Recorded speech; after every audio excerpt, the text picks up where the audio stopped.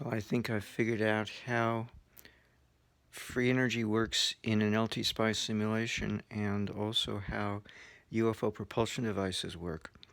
So I've been dealing with this for some time, so it's kind of like I've already coming close to a resolution, and yet I was still clueless. Now, I don't know why it works. I just understand at this point how to build to make it work. So regarding, firstly, UFO propulsion, we have it staring us in our faces. It's Tesla's special generator. The difference is that the core to the windings has to be aluminum, and there cannot be any iron in any of it, nor in the vessel that contains it. And this is something Jim Murray discovered when he was studying concerning Tesla's Blue Book, his Blue Notebook. And he had various experiences with various people. And one of them was a person, I guess, in Michigan or somewhere, building a UFO craft, and there was not a single piece of iron anywhere in the device, and that was very essential and important. Now, it's probably the ferromagnetism can easily overwhelm and overpower paramagnetism, yet it's the paramagnetism that makes the craft levitate. So that's why you can't have any iron, because it would override the influence of any aluminum, and so everything has to be aluminum. Even the clothing of the occupants is aluminum. Everything is aluminum. So the core of the coils is aluminum. Okay. Now, the patent, the U.S. patent from 2018, states that a rotating magnetic field is reciprocating, mechanically reciprocated along its spin axis. Now, I just assumed somehow in my thoughts that there were two fields and they were counter-rotating, and I am correct, but that was kind of vague in my brain, so now it's finally solidified. What we have to go on is a little tidbit stemming from another Tesla invention that he doesn't get credit for, the electromechanical watt-hour meter from 100 years ago and up until a few decades ago before everybody switched over to digital. And that is that you have two coils, and they're connected two different ways to the power inlet to spin the wheel inside to register how much power you're using. One coil is the voltage coil, and it's connected to the power inlet in parallel. Meanwhile, the current coil, which is much smaller and just a few turns, 2 turns, I believe, from what I examined the various devices I had bought off of eBay, one 100 years old from 1910, 110 years old now, actually now, the I-10 watt-hour meter from General Electric. It had 2 turns of stout wire, and it's wired in series. And I also got the book from the Meterman's Handbook from 1912 that talked about watt-hour meters of that era. So I have that in my collection, although I'm getting rid of the watt-hour meters if I can, but the book I've kept, and the knowledge, because I examined it 6 years ago, so I was trying to make a study of it. So the voltage coil is also wound differently. There's a stud. See that the armature, there's a toroidal ring armature that goes around the perimeter of the back plate, and it's set into the back plate, the cast iron plate of the watt-hour meter. And oddly enough, there is an aluminum casing projecting out forward that also has the glass window that you look through. And everything inside, the armature, the structure of the thing is either aluminum or bronze. And the spindle of the aluminum disc that spins is also bronze, and it's set on jewel bevels, I believe they're called, in order to be as friction-free as possible as it spins. And the disc is perforated, the aluminum disc. But the coils that makes the disc spin, there's a stud, shall we say, or stump of a tree stump, let's say, that juts out of the top area. So you have your ring armature, and then coming down on the inside from the top towards the disc, and the disc is flat like this, so it's perpendicular to the stud. That has the voltage coil on it, and it's many turns. I believe it's 700 turns of very thin wire. And then underneath the disc, wound around the toroid, so at right angles to the voltage coil, is the current coil, and that's wrapped twice spread far apart, few inches length and winding. Just twice, it's wound around. Very stout wire, very thick insulation. In fact, it was cloth insulation, as I recall, in that particular meter. Um, and so it's wired. The current coil is wired in series on one leg, while the voltage coil straddles both and is connected in parallel. Now, Tesla's special generator is done very similarly, in which the M coils, if you know anything about Thomas Comerford Martin, via William Line or directly from Thomas Comerford Martin, as he talks about the demonstration that Tesla gave in 1893 in the agricultural building of the Chicago World's Fair. The following year, 1894, Thomas Comerford Martin published his book and included Tesla's special generator in the 63rd chapter. But the whole book was about Tesla's inventions and writings, various types. And he was saving the best for last, I guess.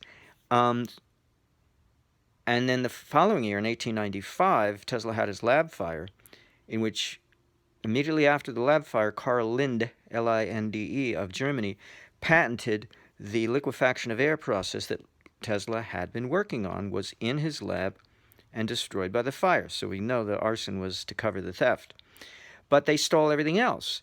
And Tesla's special generator is the propulsion device for UFOs, if we properly interpret it. Now, as William Line describes it, because of the way that Thomas Comerford Martin described it, it was given, or partly so, because Thomas Comerford Martin wasn't in on all the information that William Line was in on. William Line discusses in Pentagon Aliens and in Cult Ether Physics, his two books on the subject of the technicalities involved, that the special generator of Tesla put into the some of the German Electro U-boats in World War II were bolted to the floor, were very heavy, massive steel structures, and they were merely for recharging the battery bank that fed the DC motors when they were not running off of the diesel motors, the diesel engines, I should say. They did the diesel engines when they were on the surface, because they could go quickly, and then vent the gas. But when they were underwater, they ran the electric motors, and they could recharge the battery bank while they were still underwater, because they had the special generator running off of compressed air stored in liquefied air tanks that could give them a range of at least 30,000 miles before they had a surface to run the diesel compressors to compress air again and liquefy it. So now, in studying Tesla's special generator, I had to clarify the image in Thomas Comerford Martin's book because it was kind of fuzzy and faint and vague. And I had to clarify it. In the course of doing so, I had to understand how I was going to go about with the clarification. In other words, I had to change the image. I had to redraw it slightly. And that's when I discovered the way Thomas described it. It functions like the reed in a wind instrument, such as a clarinet or an oboe, in which he said the variation of pressure flowing through the piston as well as the ambient pressure surrounding, you could change either one and it wouldn't make an iota of difference on the 80 cycles per second that thing reciprocated. Now, somebody had blotted out the denominator of the fraction of an inch in which it reciprocated, so all you saw was the numeral 1 as the numerator. The denominator was blank. And then in other editions, you could see that somebody hand wrote in the number 4 as the denominator, giving the false impression that it was the quarter inch that it reciprocated. The two sets of H coils on the rod that reciprocated in between this gap between the two sets of opposing feet of two massive horseshoe magnets. And the horseshoe magnets had the M coils, one on each horseshoe magnet, and the two pairs of H coils were at either end of this reciprocating rod in between the two massive horseshoe magnets whose feet faced each other. So we have two sets of coils that are at right angles to each other, and it just so happens that the M coils were 50 miles of winding, and they were probably thin winding. They were probably voltage coils, while the coils on the H coils were probably current coils, very few windings, a very stout wire intended to predominate in current over voltage.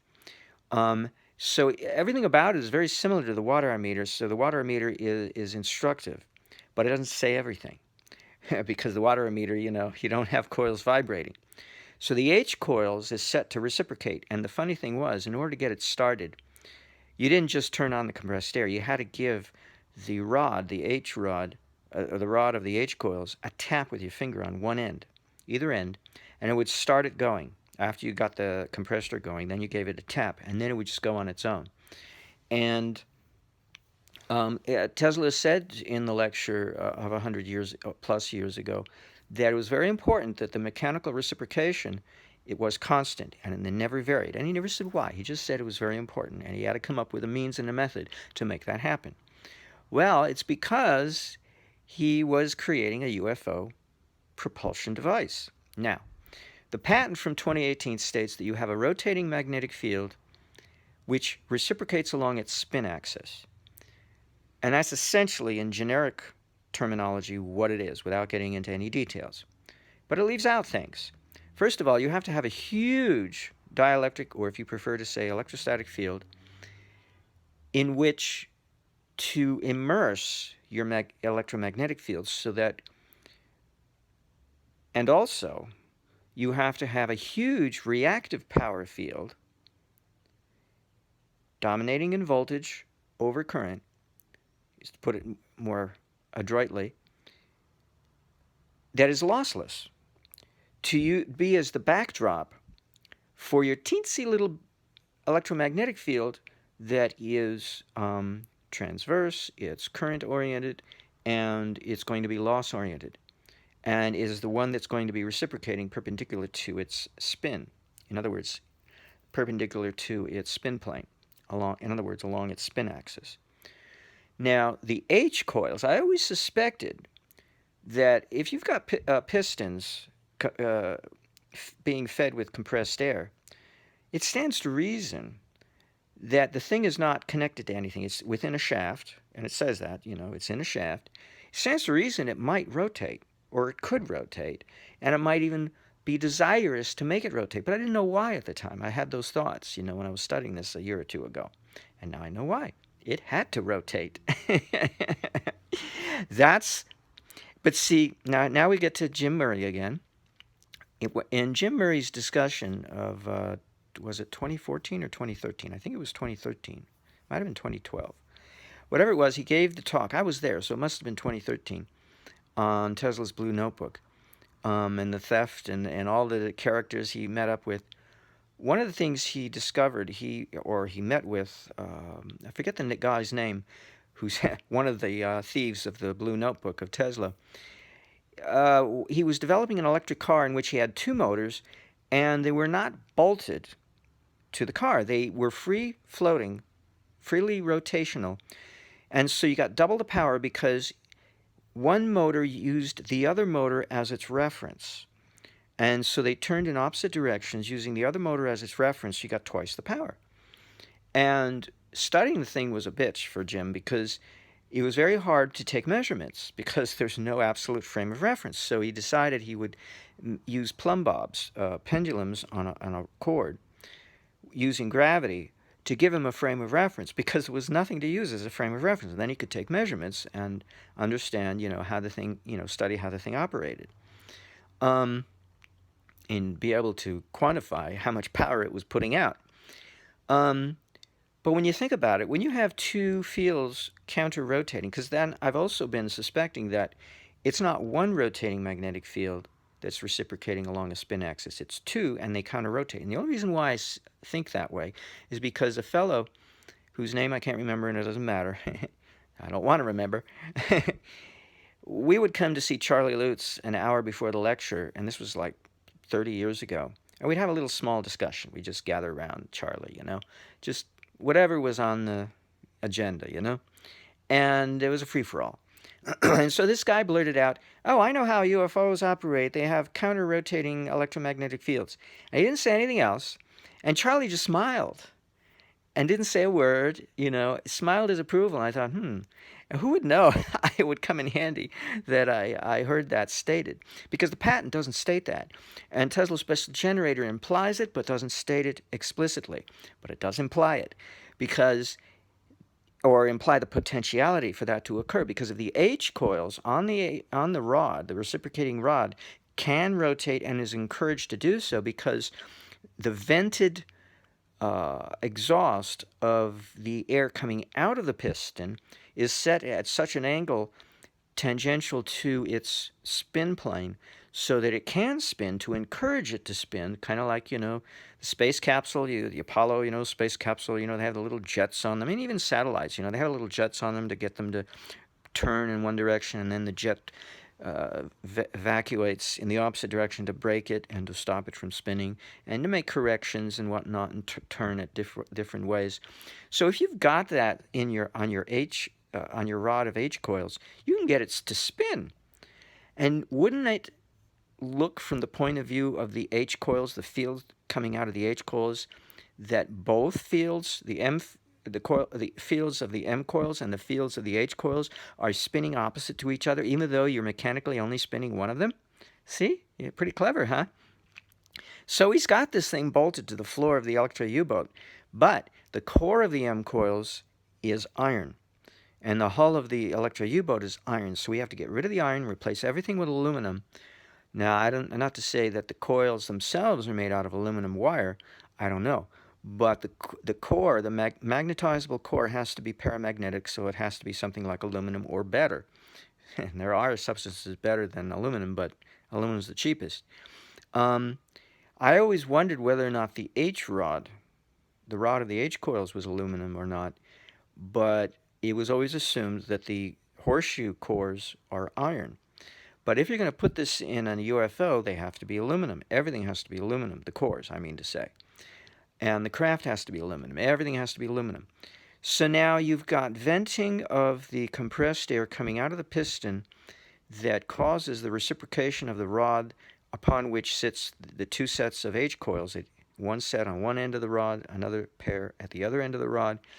And it's reciprocating, but it's also spinning. And the M coils are stationary.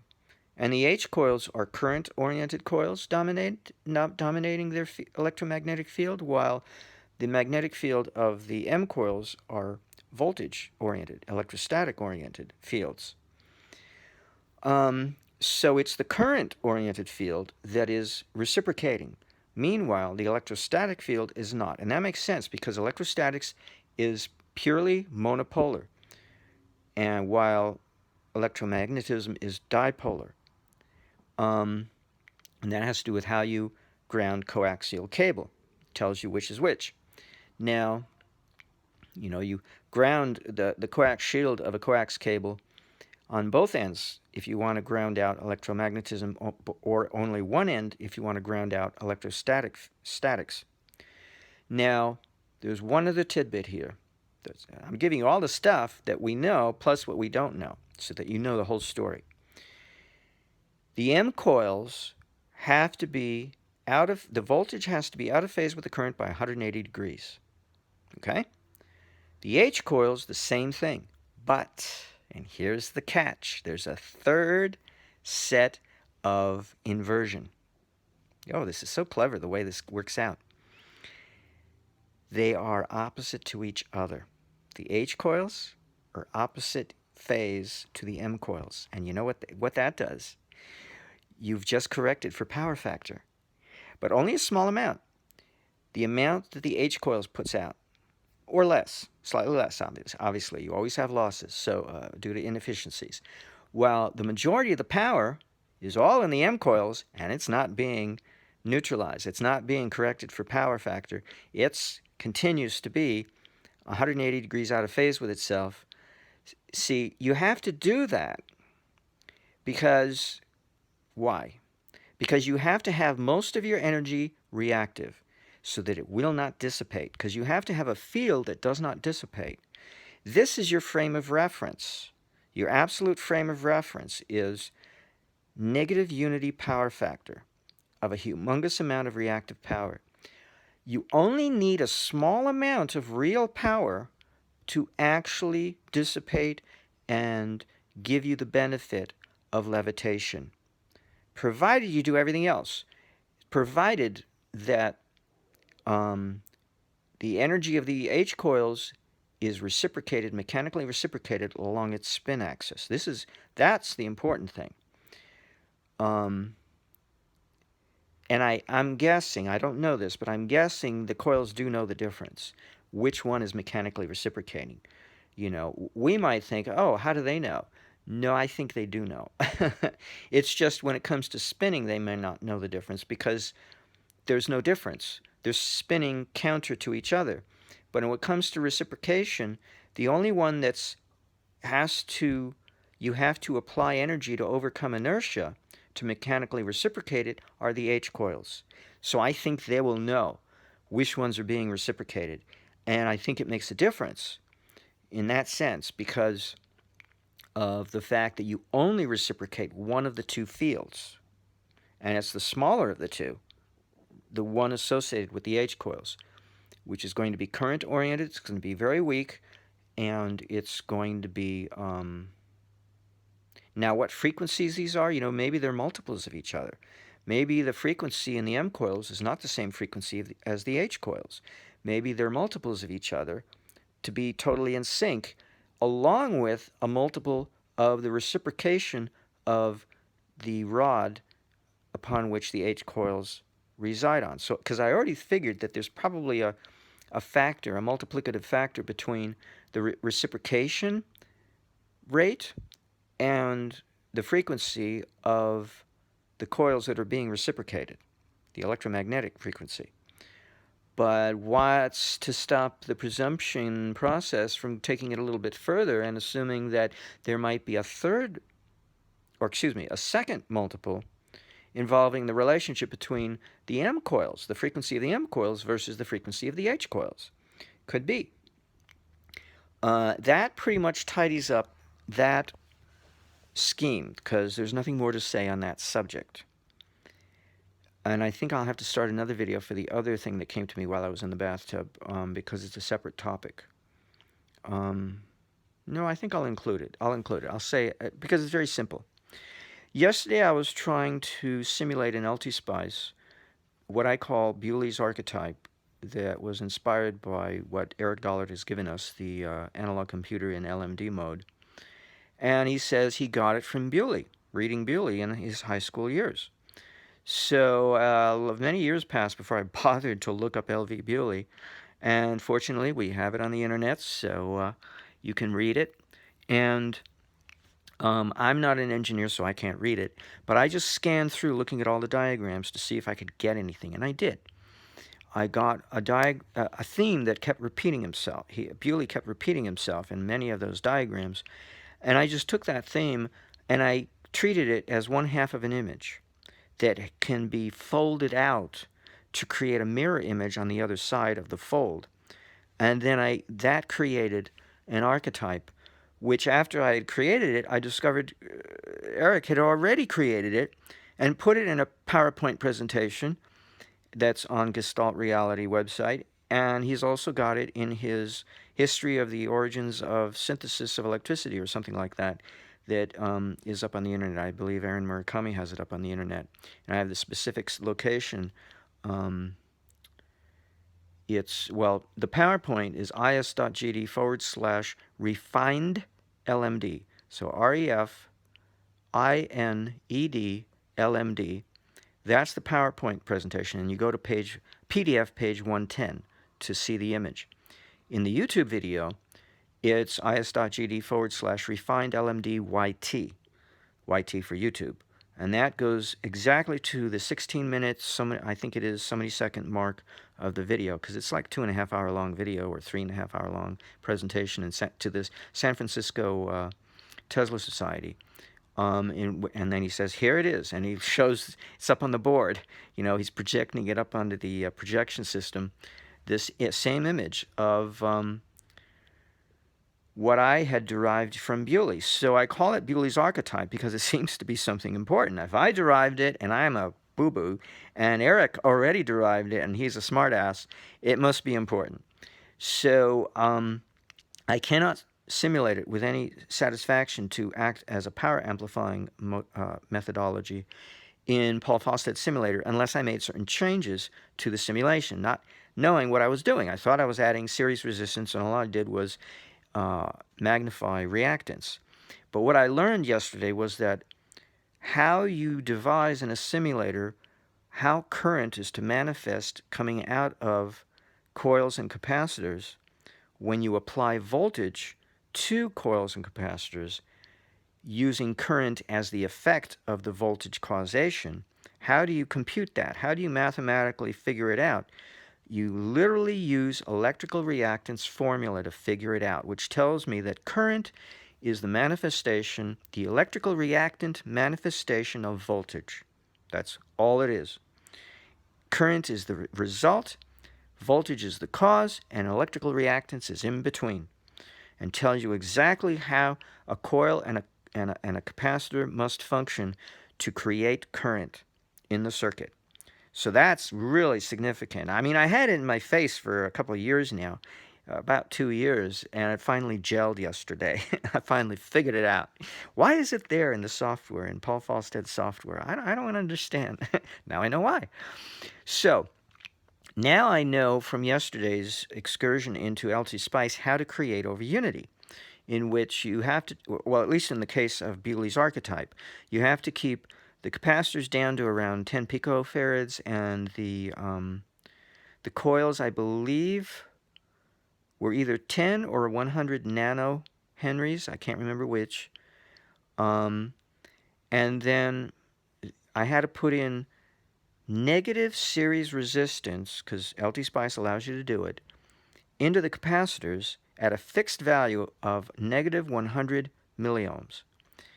Now for the coils, I use a formula that I derived from studying various calculators online that help you study.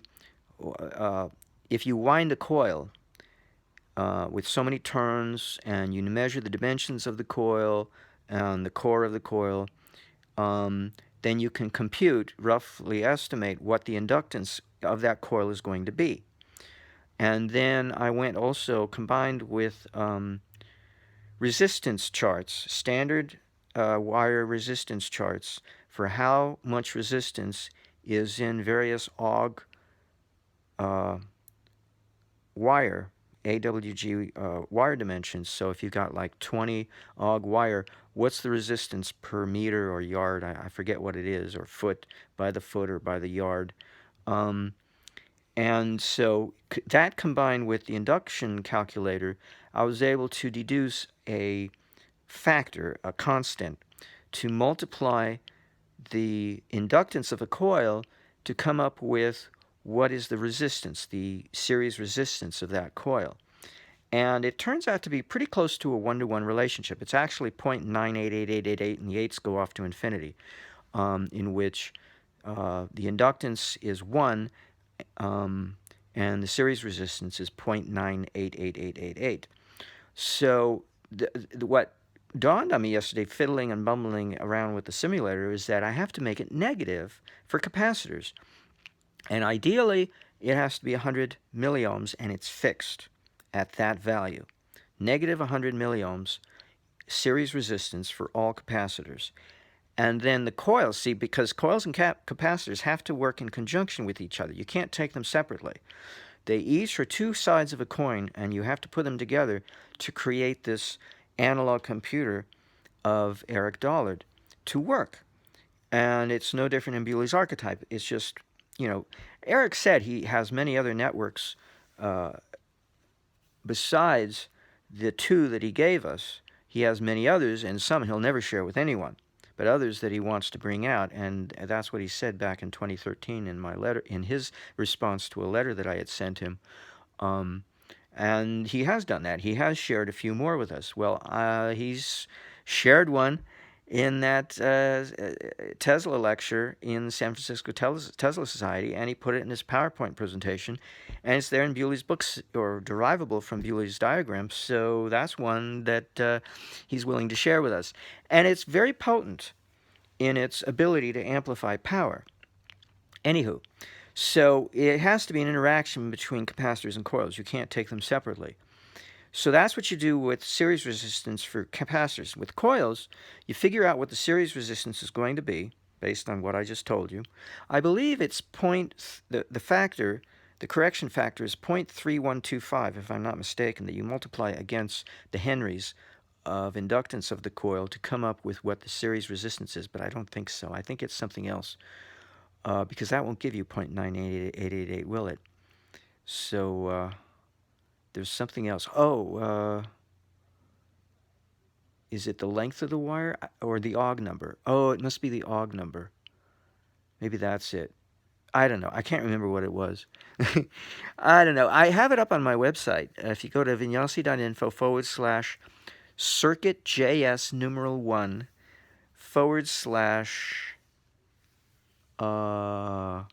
/ texts, and then you go into the folder that's called zipped files.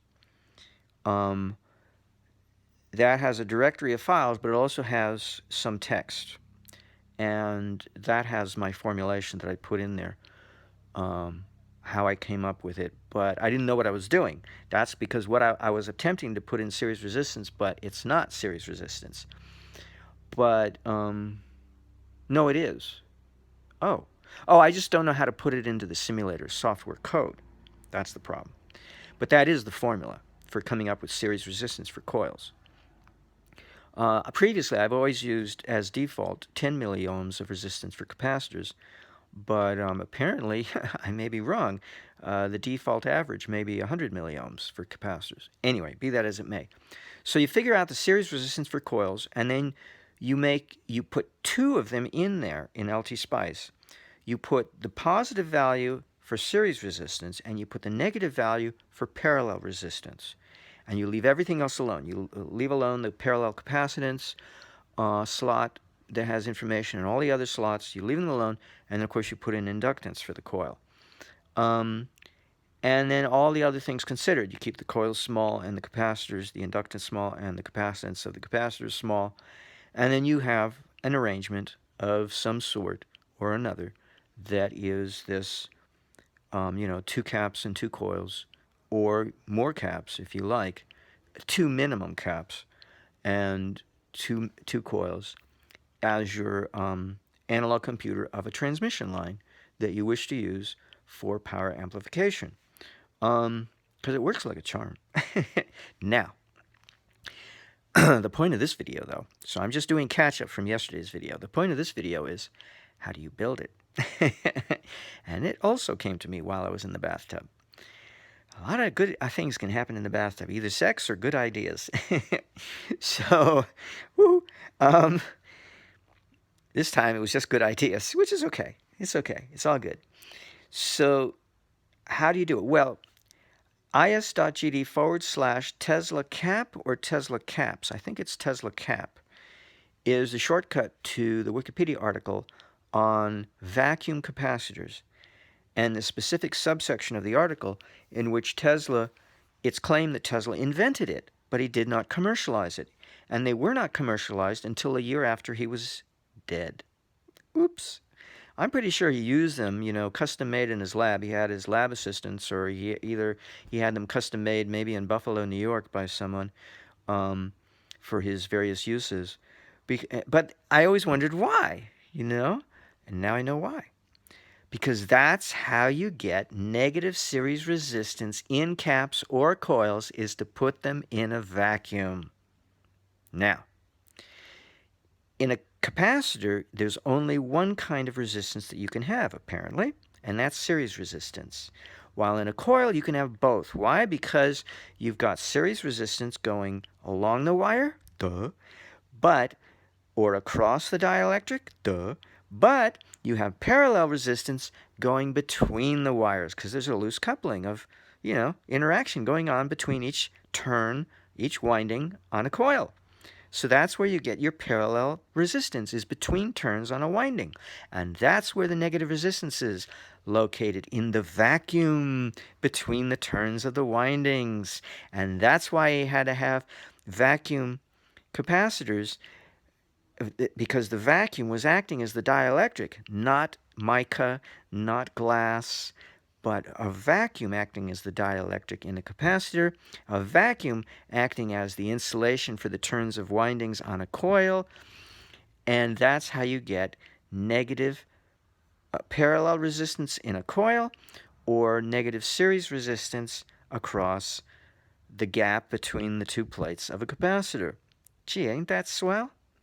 So you take a bare coil and put it in a vacuum, or with or without insulation, but you still have to have the vacuum between the turns. So you may not need to have the insulation on the windings. But be that as it may, whichever one it is, I don't know, you still have to have that vacuum render it negative. Now, why do I say negative? What am I just talking out my ass, or am I actually basing this on something? I am, because of gas discharge tubes are negative resistors. You know, and even a spark gap is a negative resistor. You have air, but when the air ionizes, it breaks down into ions. So it's no longer dinitrogen molecule of air. It breaks down into monoatomic nitrogen atoms. So you're breaking down the substance. So it's kind of like you're going in that direction of a vacuum. But if you've got a vacuum, it's even better. Or even just a partial vacuum. And so this is how I think you get the negative result of resistance, is to have a vacuum. And we already know how a vacuum is used in gas discharge tubes such as neon bulbs and fluorescent tubes to create a negative resistor electronic component. So I'm not just talking out my ass. I actually have something to base this on. So that's how you build the darn thing, to get negative resistance where you want it in the component that you want it, is to make use of a vacuum or a partial vacuum. Now, to speak further on this, Byron Brubaker had mentioned to me that he felt that his version of the Peter Salvo story of Tesla's electric car from the 1930s, he had him along not to witness the event, but to keep his eye on the pressure gauges on the dashboard, telling him to make sure the needle was in a certain range, and let him know when it wasn't, because Tesla would be, busying himself with driving or something. So he didn't just have Peter along as a witness. He had him there to pay attention to the dashboard, the dials, and it was pressure gauges. Now, Byron felt that the capacitors were being pressurized because Tesla actually has a patent on that very thing. But what if the patent is hiding something? That he wasn't intending to pressurize his capacitors, he was intending to depressurize them. Could be, patent attorneys always advise you don't put all your secrets in their patent. Keep some things out, the ones that are the juicy parts, the really crucial ingredients. And it could be that this is the ingredient missing from that patent. So Byron isn't wrong in citing that patent. It's just wrong to take it at face value. Now, there are some patents that have everything disclosed, and they're usually toys. But nothing really important, then they start leaving things out. So you have to question the veracity of a patent when it's something important. And probably most all of Tesla's patents have something left out. But sometimes you don't have to leave it out. For instance, it could just be you don't know the context in which he was going to use that patent. Can make all the difference in the world. He doesn't tell you what it's used for. He gives you an innocuous title to the patent, saying, oh yeah, that's nothing's important, and when in reality it's something very significant, but he doesn't want you to think it's significant because he doesn't want you to know where it's going to be used, in what manner. For instance, he has one patent that I actually did a simulation on, because I found it to be so novel and easy to simulate, in which he has an AC voltage source, feeding a pair of batteries wired in such a way that they combine. The DC power from the batteries is combined with the AC power from the power source, the AC power source, and without the use of diodes, the batteries become like diodes. Um, and they allow and encourage the flow of electricity in only one direction, the way they are intended to, from the negative pole to through them and out the positive pole. So it's really bizarre, and it's so simple to simulate. I did that a long time ago because it was so interesting, but it's so innocuous, and you have to wonder, like, I don't know. This is probably something important, but used as in some manner that we can't imagine. I can't imagine, but I'm just saying as an example. It's probably what's going on with that one. It's probably being used for something very important. God knows what it is, but anyway, be that as it may. So that covers free energy of how to get a Bewley simulation to be built, to work, and that covers UFO technology, how to get those to work. Without covering anything more specific, like what frequencies would you use in a UFO? Well, Tesla's special generator was 80 cycles per second. He seemed to prefer that frequency, but it doesn't mean he ran it. He's had other patented AC generators that he said he could get the frequency up into hundreds of thousands. And then what's his face? What's the guy's name? It's on the tip of my tongue. Went and stole it, and is the one noted is the only one noted in Wikipedia as the inventor of. It's called the rotary generator. For the purposes of the early day radio, they had to have a high frequency generator in the house. So how do you do that? Well, two different ways. Tesla did it one way, and this other guy did it another way. I forget the guy's name. Ernst Alexanderson. That was the guy's name, Alexanderson. So he was an assistant to Tesla, stole the idea, patented his version, and became famous. And Tesla was forgotten about his version, yet his patent is there. Tesla has his patent. It's a slightly different way to do the same thing. So we don't really know what... well, no, but see, the special generator can't possibly be a higher frequency. And it may not need to. Well, no. Wait a minute. The spin of the H coils could be very fast. To multiply that against the much slower reciprocating rate, maybe the reciprocating rate is 80 cycles per second, but the spin rate could be something humongous because we got this tiny little rod, tiny little coils. How hard could it be to get it to spin using compressed air? It'd be very easy to get it to spin very fast, and may be necessary for it to spin very fast. Now, I would imagine that the spin is not going to be a fixed multiple. In fact, it's going to vary, now that I think of it.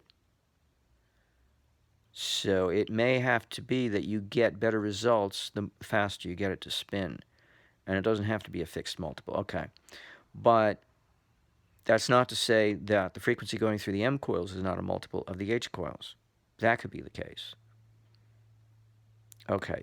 So you see, because previously I had thought that the spin rate had to be a multiple of the reciprocating rate, but I can see there's no way you can regulate that. How can you regulate the spinning based on compressed air? You can't regulate that. I don't think so. It would vary. It would be too much room for variation.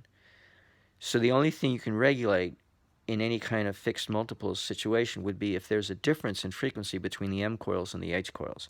That is possible. It may be the same frequency. It may have to be the same frequency, but if they're different, then that's the only place where you have a multiple differentiation between frequencies of one kind or another. It's the only way I think it could be done. Unless the frequency, the electromagnetic frequency of the H coils versus the M coils, that could be one ratio, but also the reciprocation of the H rod. The rod of the H coils, the mechanical reciprocation, is another fixed ratio. So it's just the spin rate of the H coils that is not fixed. That's the only thing we can't fix. But everything else might be fixed at specific values of ratio proportionality. Who knows? I don't know. So I think that covers everything. And I don't have anything else to cover. So there's all the secrets. There you go. go build it. You technicians who know how to build things, go ahead and build it, and we'll see if it works.